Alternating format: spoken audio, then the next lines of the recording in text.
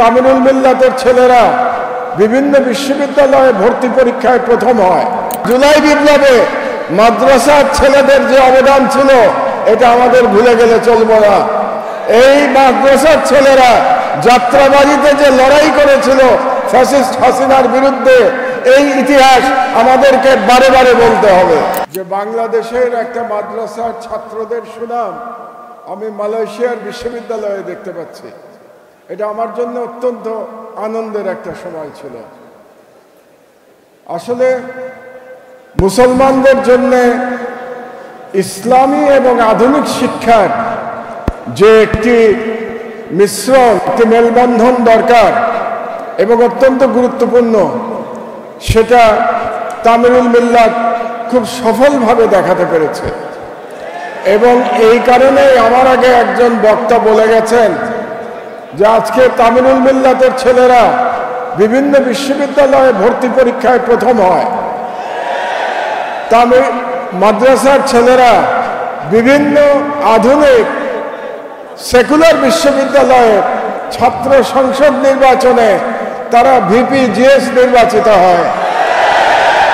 এটা এক ধরনের, আমি মনে করি এটা এক ধরনের মুসলমান, বাঙালি মুসলমানের রেনেসা আমরা বাংলাদেশে দেখতে পাচ্ছি এবং এই রেনেসা দেখবার জন্য আমরা দীর্ঘকাল ধরে অপেক্ষা করছি। আমি এখন আশাবাদী যে আমরা বাংলাদেশে সেই রেনেসার দ্বার প্রান্তে উপনীত হয়েছি। কারণ মুসলমানের যদি রেনেসা না হয় তাহলে সারা বিশ্বে আমরা মাথা উঁচু করে দাঁড়াতে পারবো না। সারা বিশ্বে মুসলমানদের উপরে যে জুলুম চলছে তার প্রধান কারণ আমরা তাদের সাথে জ্ঞানে পেরে উঠছি না, বিজ্ঞানে পেরে উঠছি না তাদের সঙ্গে। জ্ঞান বিজ্ঞানে আমরা যখন শ্রেষ্ঠত্ব অর্জন করতে পারবো তখনই আমরা মুসলমানদের সম্মান আমরা প্রতিষ্ঠা করতে পারবো। এবং আমি মনে করি এই ক্ষেত্রে তামিরুল মিল্লাত একটা উল্লেখযোগ্য ভূমিকা রাখতে পারে, যেটা তারা অনেকটা এখন পর্যন্ত দেখাতে আলহামদুলিল্লাহ সক্ষম হয়েছে। আমি এই প্রসঙ্গে আপনাদেরকে একটা পুরনো ইতিহাস মনে করিয়ে দিতে চাই। এই বাংলাদেশে 13 শতকে একজন সুফি, একজন মহান ব্যক্তি এমন একটি মাদ্রাসা প্রতিষ্ঠা করেছিলেন। 13 শতকে মানে আজ থেকে 800 বছর আগে। সেই মাদ্রাসা সারা বিশ্বে অন্যতম শ্রেষ্ঠ মাদ্রাসা হিসেবে পরিচিত ছিল। সেই মহান ব্যক্তির নাম শরফুদ্দিন আবু তাওয়ামা। শরফুদ্দিন আবু তাওয়ামার যে মাদ্রাসা সোনারগাঁতে ছিল সেটা সারা বিশ্বে একটা এক্সাম্পল ছিল 13th সেঞ্চুরিতে।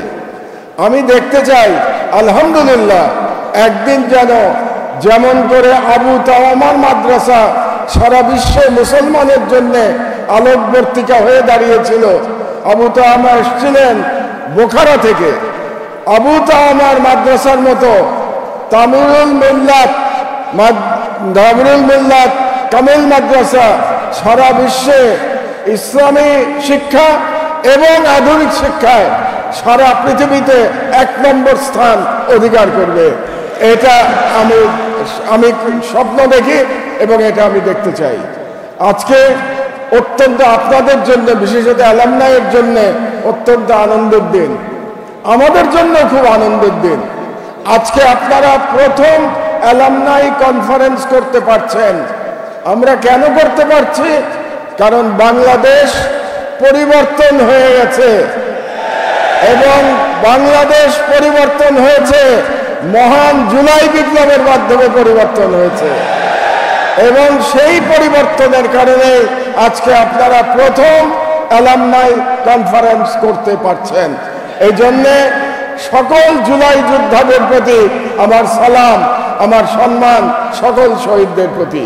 কারণ এই জুলাই বিপ্লব যেটা হয়েছে এটাকে আমি ব্যক্তিগতভাবে এটাকে রাজনৈতিক এবং ধর্মীয় এবং কালচারাল বিপ্লব হিসেবে দেখি। আমাদের বাঙালি মুসলমানের যে আত্মপরিচয়, সেই আত্মপরিচয় আমরা নতুন করে বুঝতে শিখেছি জুলাই বিপ্লবের মাধ্যমে। কারণ জুলাই বিপ্লবে মাদ্রাসার ছেলেদের যে অবদান ছিল এটা আমাদের ভুলে গেলে চলবে না। এই মাদ্রাসার ছেলেরা যাত্রাবাড়িতে যে লড়াই করেছিল ফ্যাসিস্ট হাসিনার বিরুদ্ধে, এই ইতিহাস আমাদেরকে বারে বারে বলতে হবে। সুতরাং আজকে আমরা বাংলাদেশের ইতিহাসে এক নতুন ইতিহাসের দ্বারপ্রান্তে উপস্থিত হয়েছি।